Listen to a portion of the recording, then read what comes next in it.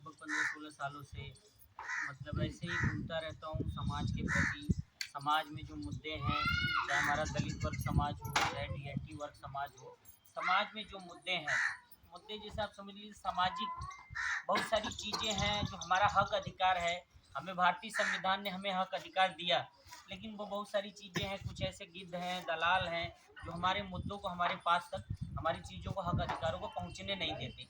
तो हम एक जैसे डाकिया होता है, उस चिट्ठी की तरह, जैसे डाकिया हम डाकखाने से आपकी चिट्ठी को पहुंचाता है आपके दरवाजे तक, वही हमारा काम है कि हम आपकी आवाज़ को जो भी इससे रिलेटेड उच्च अधिकारी हो उनके पास तक पहुंचाने का काम करते हैं। तो हमारा काम डाकिए का काम ही समझ लीजिएगा। कहने को तो हम लोग अपने को मानवाधिकार कार्यकर्ता कहते हैं। मानवाधिकार का मतलब ये है कि आपका अधिकार हमारा अधिकार, हम आपके अधिकारों को नुकसान न पहुंचाएं, आप हमारे अधिकारों को नुकसान न पहुंचाएं, तभी जाके हम कह सकते हैं कि मानवाधिकार संरक्षित है, और वही मानवाधिकार है। इसी थीम, इसी मुद्दे के साथ, क्योंकि भारतीय संविधान में पहले से ही दर्ज है अनुच्छेद 21 में कि जीवन जीने का अधिकार, और जीवन जीने का अधिकार ही होता है मानवाधिकार। इसको भारतीय संविधान ने अडॉप्ट किया है मानवाधिकार को, इसलिए हम लोग बोलते हैं कि मानवाधिकार कार्यकर्ता है। तो हमें यही समझिएगा कि आपकी आवाज़ को, आपकी चिट्ठी को सही जगह पहुंचाने के लिए आप लोगों के साथ जुड़े हैं। हमें बड़ी खुशी है कि आप लोगों ने कम समय में, हमने देखा कम समय में बहुत ही साहस का परिचय दिया, और संगठन, जैसा कि बाबा साहब ने कहा था कि शिक्षित बनो, संगठित रहो, संघर्ष करो।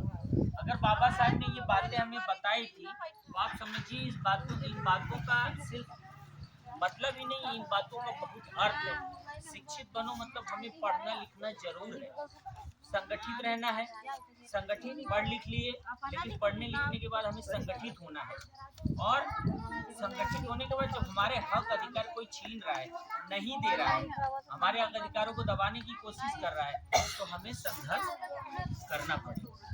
ये बहुत बड़ा एक जो वाक्य है बाबा साहेब का कि शिक्षित बनो, संगठित रहो, ये बहुत ही ताकतवर चीज़ है, और इस थीम को हम लेके चलते हैं।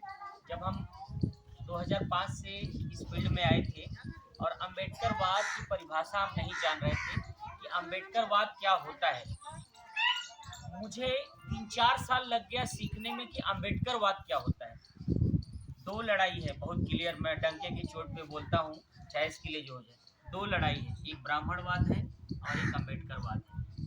हम हमेशा अम्बेडकरवाद के समर्थक हैं, और अम्बेडकरवाद में ही हम लोगों का उद्धार है। उद्धार कह लीजिए तो हमारी जो जीवन है, जो 3000 साल से हम गुलाम बनाए गए थे, हमारे ऊपर पूरी गुलामी की दास्तां थोपी गई थी, अगर उससे निकलने का कोई जरिया है तो वो अम्बेडकरवाद है। अम्बेडकरवाद से ही हम इस दलदल से और जो गुलामी की दास्तां है उससे बाहर निकल सकते हैं, अम्बेडकरवाद के रास्ते से। क्योंकि अगर आप 6000 ईस्वी पूर्व जाएंगे, आप बुद्ध को पढ़ेंगे, हम भगवान बुद्ध नहीं कहते, तथागत बुद्ध कहते हैं, यानी तथ्यों की सही जानकारी, सही समझ रखने वाले को तथागत कहते हैं।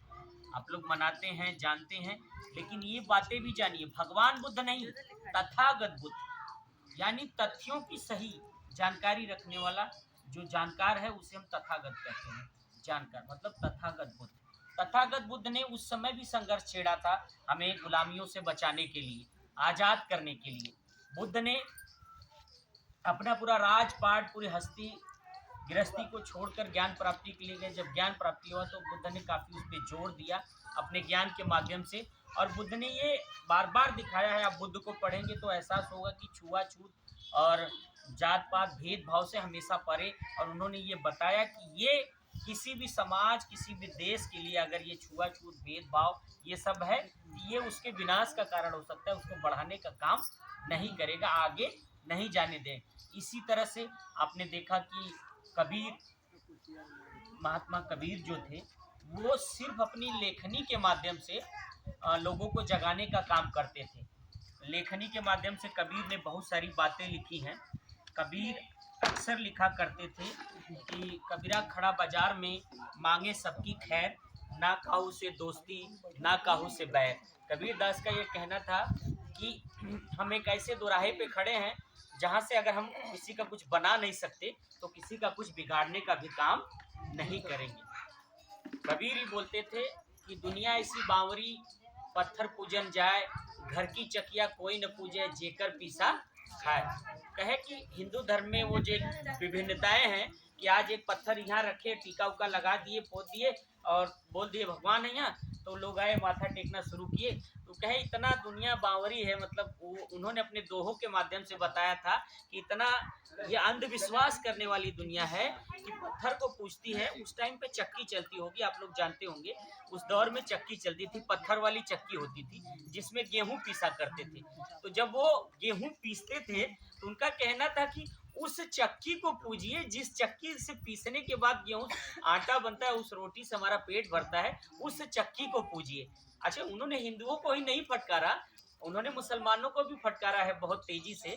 कबीर दास ने कहा है कि काकर पाथर जोड़ जोड़ ले ता मस्जिद ले चुना है, शायद हो सकता है मेरा मुहावरा गलत हो जाए, कंकर पत्थर जोड़ ले मस्जिद ले चुना है, ता ऊपर मुल्ला चढ़ बाग दे, क्या बहिरा हुआ खुदा है। वो कहते थे कि कंकड़ पत्थर और संगमरमर की बड़ी अच्छी अच्छी खूबसूरत पत्थरों को लगा के मस्जिद बना लिया जाता है, उतने से भी उनका दिल नहीं मानता। इतना सुंदर मस्जिद बनाने के बाद भी दिल नहीं मानता, और वो क्या करते हैं कि ऊपर भोपू लगा देते हैं और माइक लगा के और जोर से चिल्लाते हैं। उनका कहने का ये मतलब था कि खुदा तो दिल में रहता है, खुदा तो दिल में रहता है, अगर दिल से पुकारो तो वो वहां भी सुनाई देगा। बोलते हैं ना, कड़ कड़ में भगवान, एक कहावत है ना, तो वो कहना था कि हर जगह वो है, जरूरी नहीं कि उसे बहुत तेज आवाज से चिल्ला के जगाया जाए। तो वो सब पे व्यंग मारते थे अपने कलम के माध्यम से। और उसके बारे में ये प्रचलित है कि उन्होंने